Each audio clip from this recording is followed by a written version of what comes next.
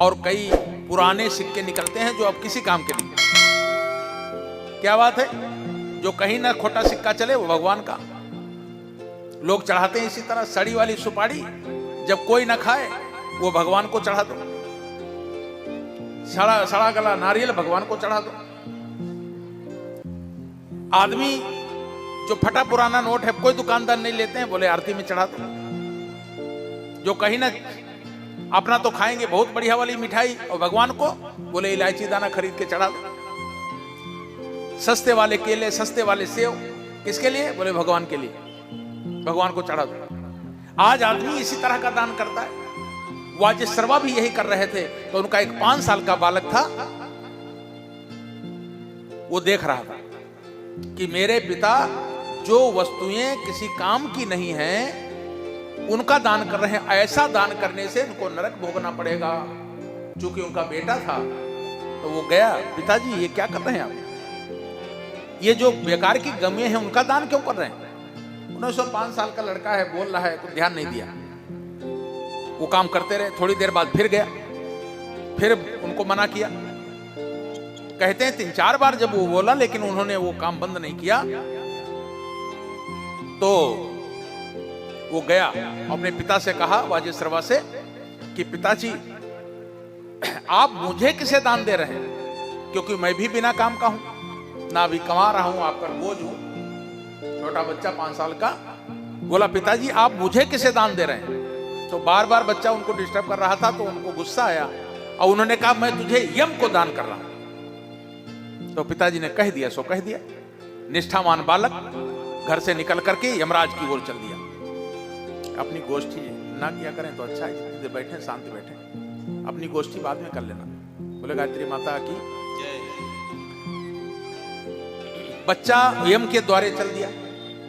भगवान राम को राजा दशरथ ने नहीं कहा था वन में जाओ, सामने से राजा दशरथ, केवल भगवान राम ने यह जाना कि पिताजी ने मां को एक वचन दे दिया है कि बड़े वाला बेटा 14 साल के वनवास। ये सूचना भर मिली। दशरथ ने स्वयं राम से नहीं कहा कि तुमको 14 वर्षों के वनवास जाना। लेकिन जो निष्ठावान वाले पुत्र होते हैं, कहते हैं उत्तम पुत्र वो हैं जो पिता के मन को पढ़ करके आचरण करें। केवल इच्छा पढ़ लें कि पिता चाहते क्या है हमसे और उसका अमल करें, वो उत्तम संतान कही जाती है। मध्यम वो है जो कहने पर करती है। पिताजी ने कहा, आदेश का पालन किया, वो मध्यम संतान है। और अधम वो है, पिताजी कहते हैं फिर भी सुनते नहीं हैं, उनको अधम संतान कहा है शास्त्रों में। तो उत्तम संतान नचिकेता, जब उन्होंने कह दिया, नचिकेता यम के द्वारे देखा कि ये तो 5 साल का बच्चा सही में यम के दरवाजे चल दिया, तो बड़ा मनाने की कोशिश की। घर परिवार वाले इकट्ठा हो गए, लेकिन नचिकेता रुका नहीं। 5 साल का बालक यम के दरवाजे पर पहुंच गया। यम जी भगवान विष्णु से मिलने गए थे, घर में नहीं थे। पता चला यम नहीं है, यमदेव। तो दरवाजे पर बैठा रहा कि जब यम आएंगे तो मिलेंगे।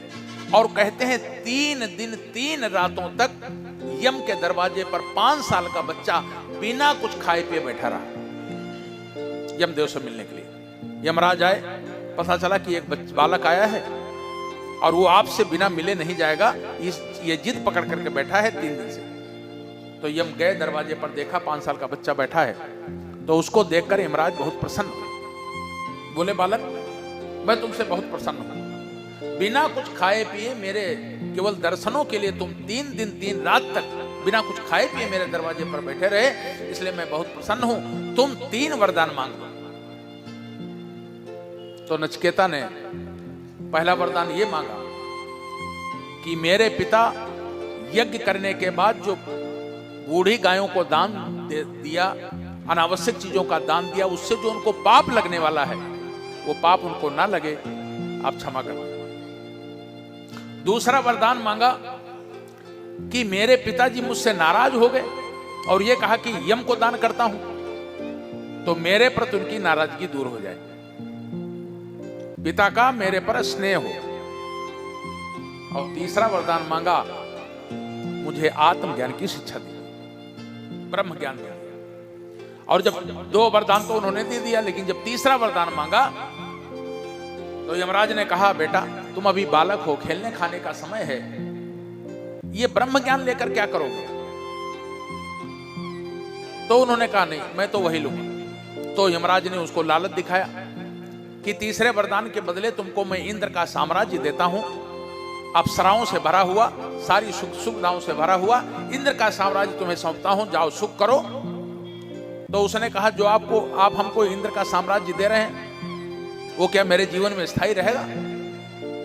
तो बोले नहीं, राज्य संपदा स्थायी नहीं रहता, उसकी सुरक्षा करनी पड़ती है, उसे बढ़ाना पड़ता है, देखभाल करनी पड़ती है, नहीं तो नष्ट हो जाता है। तो उन्होंने कहा मुझे ये इंद्र का साम्राज्य नहीं चाहिए, मुझे तो ब्रह्म ज्ञान चाहिए। उन्होंने कहा कुबेर का खजाना ले लो, मैं तुमको धनपति बना देता हूं। लेकिन भाइयों बहनों, नचिकेता ने सब मना कर दिया, सांसारिक संपदा मना कर दिया।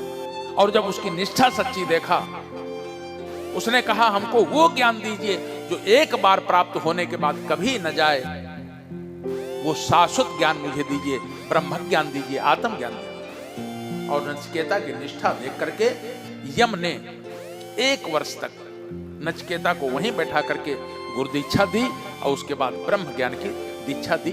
उपनिषद में कहानियां पढ़ते हैं, कठोपनिषद की घटना।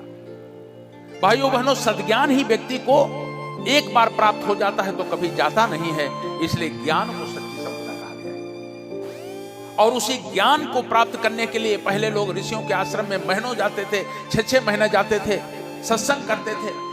आज भी प्रयाग में माघ के महीने में 1 महीने का कल्पवास करते हैं, कड़कड़ाती ठंड में गंगा में स्नान करते हैं, तप करते हैं, ऋषियों के प्रवचन सुनते हैं सद्ज्ञान प्राप्ति करने के लिए।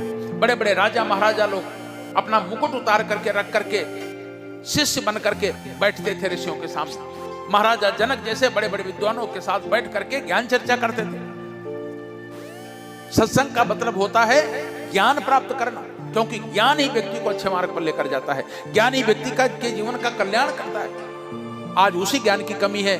भाइयों बहनों, शिक्षा तो बहुत है, ज्ञान है, लेकिन सद ज्ञान नहीं है, प्रज्ञा नहीं है, वो ज्ञान नहीं है।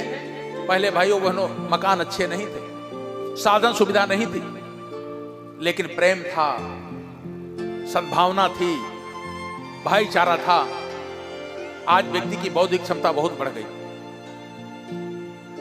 धन बढ़ गया, साधन बढ़ गए, लेकिन प्रेम कम होता चला जा रहा है, भाईचारा कम होता चला जा रहा है, व्यक्ति अपने तक संकुचित होते हुए चला जा रहा है।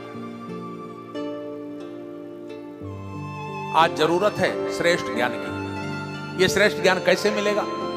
ज्ञान प्राप्ति के क्या साधन है?